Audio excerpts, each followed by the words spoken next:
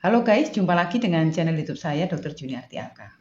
Nah, di kesempatan ini saya akan membahas mengenai minyak goreng yang sedang menjadi populer karena harganya melejit dan kemudian susah dicari atau langka gitu ya. Nah, saya akan membahas bagaimana kemudian kaitannya dengan harga saham sawit. Apakah juga ikut melejit bersamaan dengan melejitnya atau susah dicarinya minyak goreng. Oke. Tidak dapat dipungkiri bahwa kelangkaan minyak goreng itu disebabkan oleh naiknya harga energi dunia. Harga energi itu sebenarnya juga konsekuensi logis karena mulai berakhirnya pandemi COVID-19. Memang benar bahwa masih muncul beberapa varian COVID yang terbaru. Tetapi kalau kita lihat bahwa aturan penerbangan di seluruh dunia itu sudah mulai dilonggarkan. Bahkan beberapa negara di Eropa itu mulai memaklumkan bahwa pandemi COVID ini sudah dianggap sebagai fase endemi. Artinya, mobilitas tersebut akan menciptakan permintaan energi yang meningkat. Nah, kontraksi ekonomi global saat pandemi sebenarnya bisa dibilang relatif ringan dibandingkan dengan krisis ekonomi. Hal ini karena ekonomi kontraksi sebenarnya lebih dipicu oleh pembatasan mobilitas manusia. Jadi secara permintaan dan produktivitas tidak banyak kerusakan yang ada. Memang benar terjadi potensi kredit macet selama pandemi COVID-19, tetapi itu bukan hanya dialami di Indonesia. Hampir semua negara ramai-ramai menggelontorkan dana ke masyarakat untuk menjaga daya beli menjadi relatif stabil, dan jika itu bukan dari insentif pemerintah, dari mana lagi? Karena itu pemerintah sangat giat menolong supaya ekonomi menjadi lebih stabil dengan menggelontorkan sejumlah dana ke masyarakat. Nah, kembali lagi soal sawit dan energi. Dalam video saya sebelumnya, saya sudah merekomendasikan untuk investasi di perusahaan sawit. Nah, hal ini tidak bisa lepas dari kebijakan pemerintah untuk menggenjot program biodiesel dari B10 sampai menjadi B40. Nah, mari kita lihat video saya sebelumnya. Saatnya berburu emiten sawit.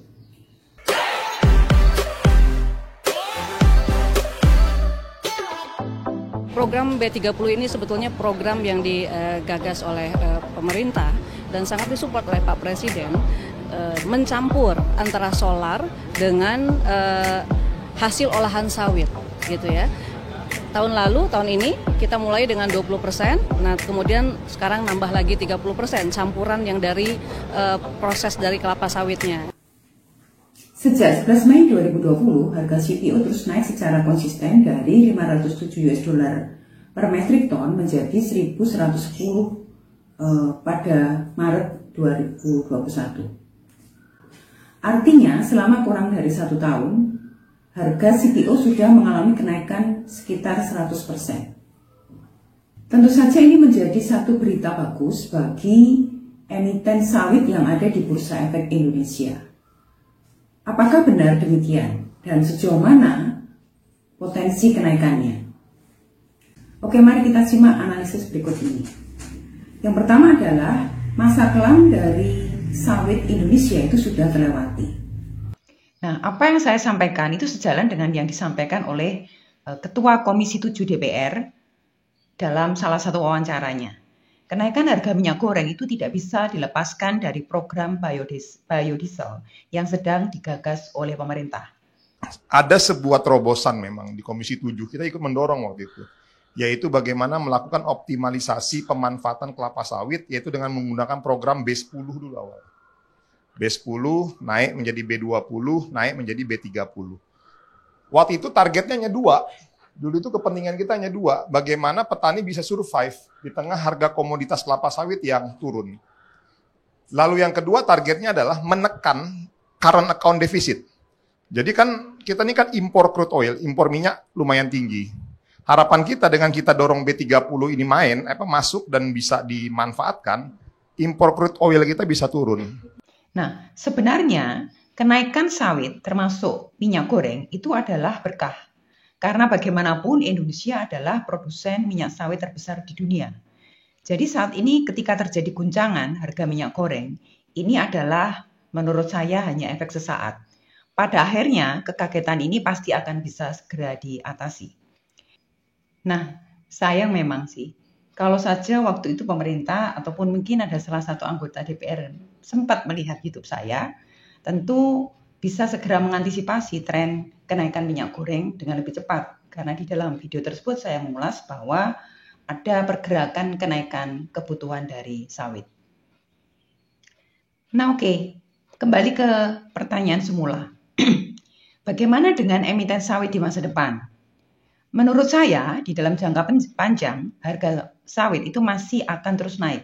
Karena kebutuhan energi juga akan terus meningkat.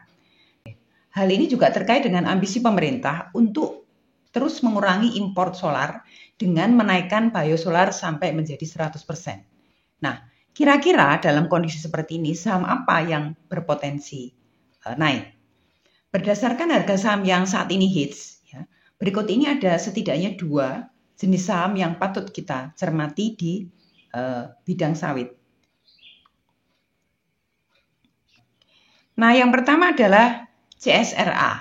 Nah, kalau kita lihat CSRA ini memiliki satu kapasitas produksi yang sangat fleksibel. Jadi ketika kebutuhan turun, dia juga bisa mengikuti. Tetapi ketika terjadi peningkatan, kita melihat bahwa CSRA ini bisa mengikuti. Karena kita lihat ada tren kenaikan dari revenue yang dihasilkan oleh CSRA sepanjang kuartal keempat tahun 2020 sampai dengan kuartal ketiga tahun 2021, kita lihat bahwa terjadi tren peningkatan dari sisi revenue dan juga net income. Nah, peningkatan net income yang sangat signifikan kalau kita lihat di kuartal kedua tahun 2021 menuju ke kuartal ketiga tahun 2021 itu ada peningkatan sekitar 50%, lebih dari 50%. Nah, peningkatan inilah yang sangat signifikan ini kemudian sebagian ada di laba ditahan. Oleh karena itu kenapa posisi ekuitas dari CSRA ini juga meningkat di kuartal ketiga, dari kuartal ketiga menuju ke dari kuartal kedua menuju ke kuartal ketiga tahun 2021. Nah, selain itu juga memang tentu ada peningkatan dari sisi liabilitas. Tetapi kalau kita lihat posisi dari hutang terhadap modal, ini masih menunjukkan posisi yang sangat baik, sehat, dan aman untuk kemudian mencari pendanaan baru. Nah, di tengah-tengah kebutuhan dari CSRA untuk meningkatkan kapasitas produksinya, tentu dia membutuhkan pembiayaan. Nah, pembiayaan ini masih bisa disupport dari penambahan liabilitas. Kenapa? Karena komposisi hutang terhadap modalnya masih relatif cukup aman. Nah, oke, bagaimana kalau dengan harga sahamnya? Kalau kita lihat dari sektor consumer non-cyclic, memang terjadi cukup mendatar gitu ya.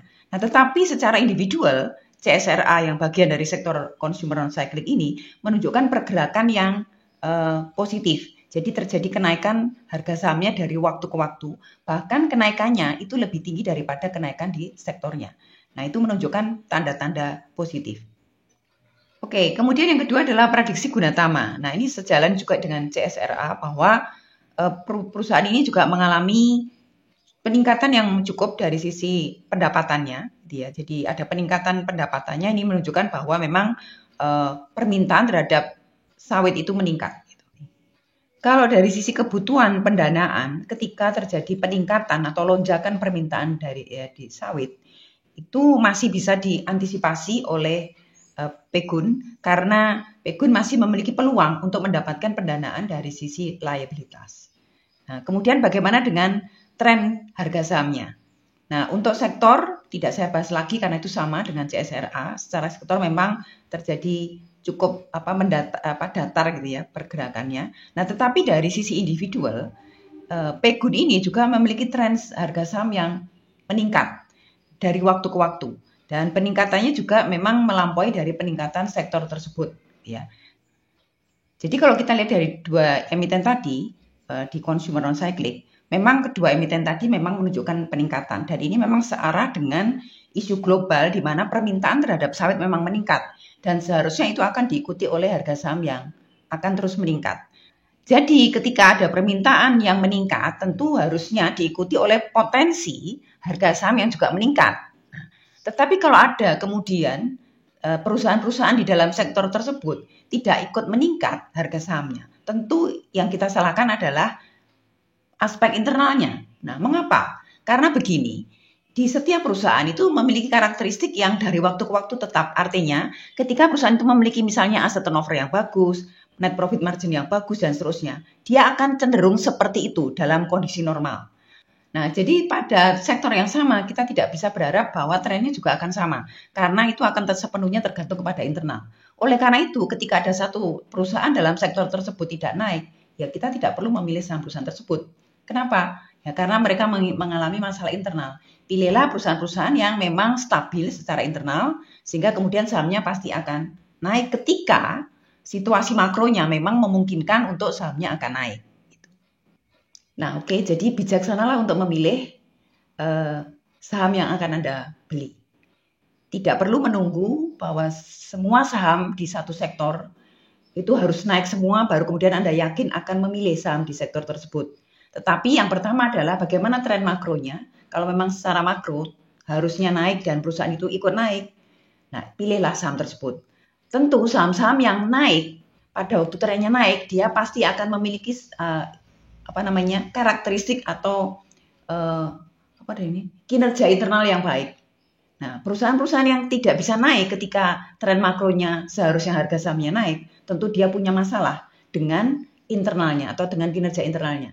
Oleh karena itu, Anda tidak perlu menunggu perusahaan tersebut untuk meyakinkan Anda memilih saham-saham yang memang sedang naik. Jadi bijaksanalah untuk itu, sehingga Anda tidak kehilangan momen, Anda bisa memilih saham-saham yang memang memiliki profil yang baik secara makro dan juga secara kinerja fundamental. Nah, oke, semoga ulasan ini membantu Anda untuk lebih mempertajam analisis Anda sebelum memutuskan saham mana yang kira-kira akan Anda beli. Sekali lagi, fundamental itu nomor 1. Nomor 2 fundamental, dan nomor 3 juga fundamental. Oke, terima kasih. Sampai jumpa pada video-video berikutnya.